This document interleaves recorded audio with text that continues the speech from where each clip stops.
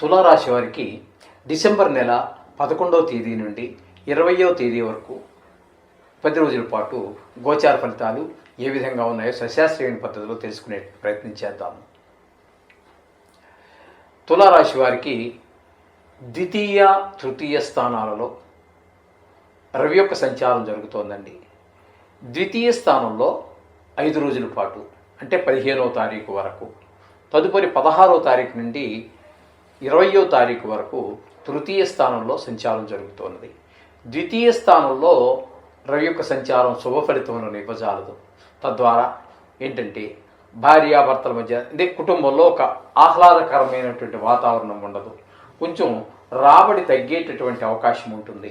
అట్లాగే కొంచెం ఆరోగ్య విషయంలో కూడా, ధన విషయంలో, వాక్కు విషయంలో కూడా కొంచెము ఇబ్బందికరమైనటువంటి పరిస్థితులు ఉంటాయి. కొంచెం కఠినంగా మాట్లాడటం ఇవన్నీ జరుగుతుంటాయి. మనం కఠినంగా మాట్లాడినప్పుడు అవతల వాళ్ళు కొంచెం బాధపడుతూ ఉంటారు. ఆ విధమైన పరిస్థితులన్నీ కూడా కుటుంబంలో మనకి చోటు చేసుకుంటూ ఉంటాయి 5 రోజుల పాటు.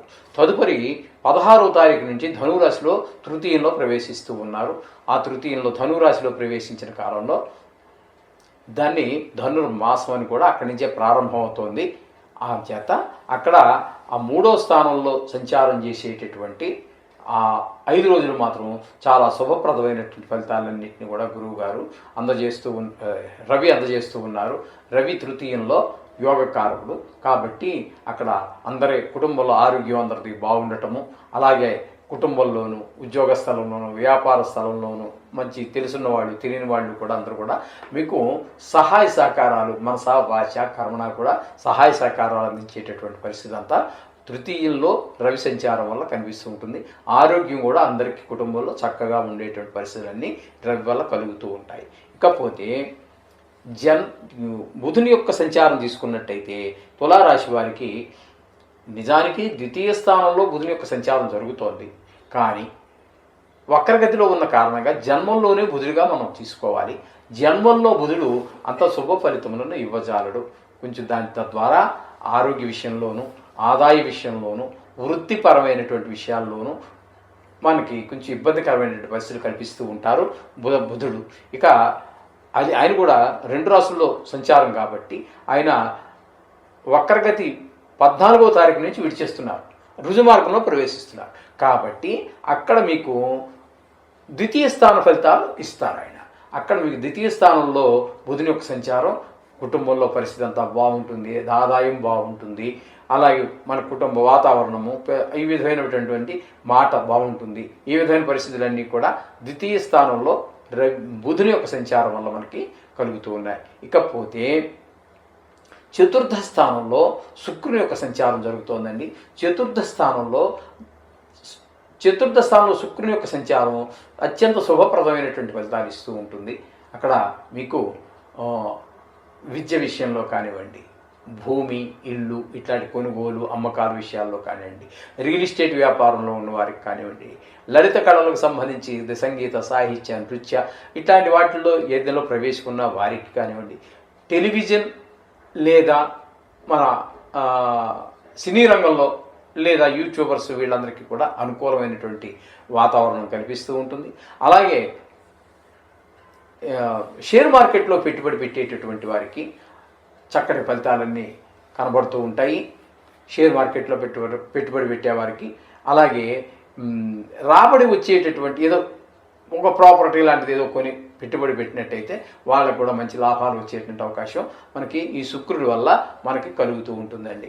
ఇకపోతే పంచమ స్థానంలో శని యొక్క సంచారం జరుగుతోంది. పంచమ స్థానంలో శని యొక్క సంచారం కొంచెం ఇబ్బందికరమైన పరిస్థితులు కల్పిస్తుంది, కానీ అనుకూలమైన ఫలితాలు ఇవ్వజాలదు. అది పిల్లల విషయంలో, పిల్లలు ఆటల మీద ఎక్కువ శ్రద్ధ, చదువు మీద తక్కువ, ఆటల మీద ఎక్కువ పెట్టడం ద్వారా గాయాలు అవటం ద్వారా కొంచెం ఖర్చు పెరగటము, పిల్లలు గాయమైంది అని ఒక మనక్షోభ, ఈ విధమైనటువంటి అనేక రకాలైన చిన్న పెద్ద మునిగిపోయేది ఏమి లేదు. కానీ చతుర్థంలో పంచమంలో ఉండటం ద్వారా పిల్లల ద్వారా కొంచెం ఎక్కువ వాడు చదువు మీద శ్రద్ధ తగ్గడం, ఈ విధమైనటువంటి ఫలితాలన్నీ కూడా పిల్లల మీద ఎక్కువగా చూపించే ఫలితం ఉంటుంది. మనకి కూడా కొంచెం దేవుడి మీద భక్తి అవి కొంచెం తగ్గేటటువంటి, లేకపోతే పూజ చేసుకునేటటువంటి అవకాశం లేకపోవటం, లేకపోతే పూజ చేసినప్పటికీ కూడా మనసు నిలకడగా ఉండలేకపోవటం, దేవుడి మీద లగ్నం కాకపోవటం, ఇట్లాంటి ఫలితాలన్నీ కూడా పంచమ స్థానంలో శని యొక్క ప్రభావం వల్ల గోచరిస్తూ ఉంటాయి.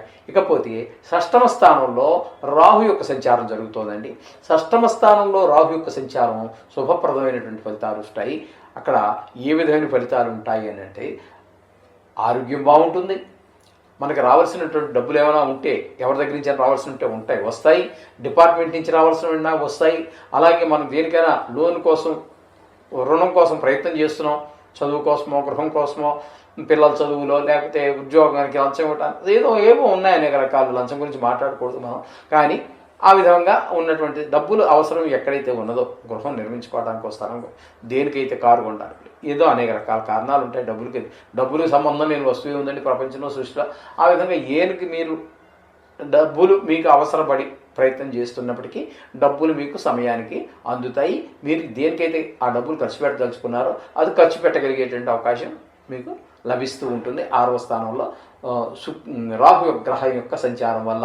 అలాగే శత్రువులుగా ఉన్నటువంటి వారు కూడా మీకు ఏ విధమైనటువంటిది మిమ్మల్ని పట్టించుకోకపోవటము, అంటే శత్రుత్వం చూపించకపోవటము, లేదా మిత్రులుగా మారటము జరిగే అవకాశం కూడా మనకి ఉంటుంది. అలాగే కొన్ని సందర్భాల్లో మనకి మంచి పేరు ప్రతిష్టలు కూడా వచ్చే అవకాశం 6వ స్థానంలో రాహు గ్రహం యొక్క సంచారం వల్ల జరుగుతూ ఉంటుంది. ఇకపోతే 7వ స్థానంలో గురువు యొక్క సంచారం జరుగుతోందండి.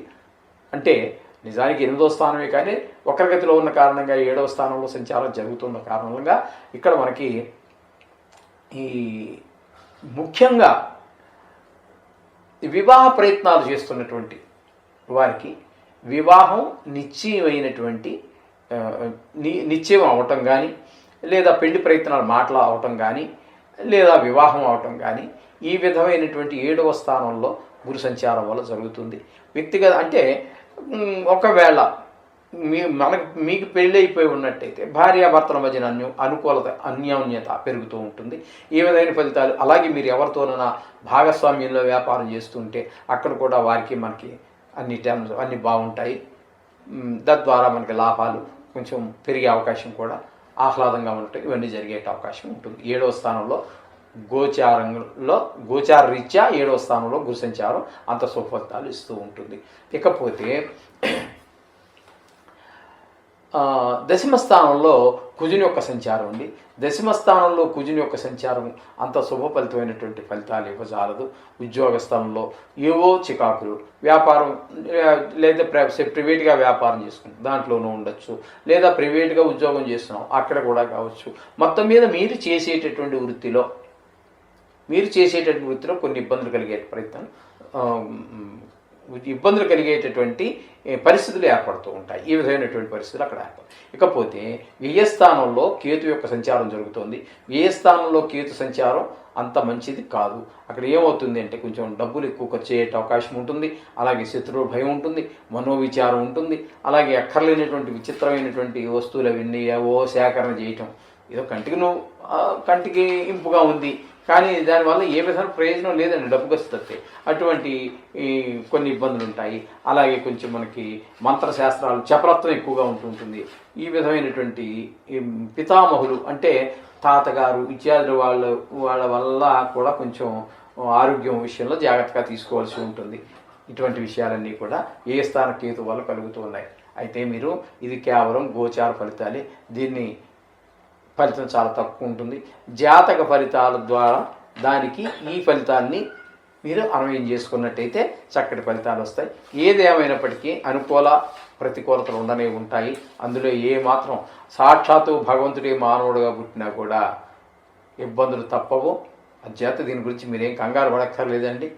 మనం దేవుడు రోజు పూజ చేసుకునేటప్పుడు ఎంతసేపు కేటాయిస్తారో కేటాయించుకోండి. అందులో 1-2 నిమిషాలు మళ్ళీ అడిషనల్గా చేర్చి సరే, లేదా ఆ సమయంలోనే 2 నిమిషాలు ఈ నవగ్రహాలకు కానీ నవగ్రహ సంబంధమైనటువంటి సుందరకాండ పారాయణని, లేదా విష్ణు సహస్రనామ పారాయణని, ఈశ్వరుడికి అభిషేకం అని ఏదో ఒకటి చేసుకున్నట్టయితే మీకు పరిస్థితులన్నీ అనుకూలంగా, నవగ్రహాలన్నీ కూడా అనుకూలంగా మారి మీకు అనుకూలంగా పోయిన ఫలితాలన్నీ వస్తాయి. ఇందులో సందేహించవలసినటువంటి పని లేదు. శుభం భూయాత్.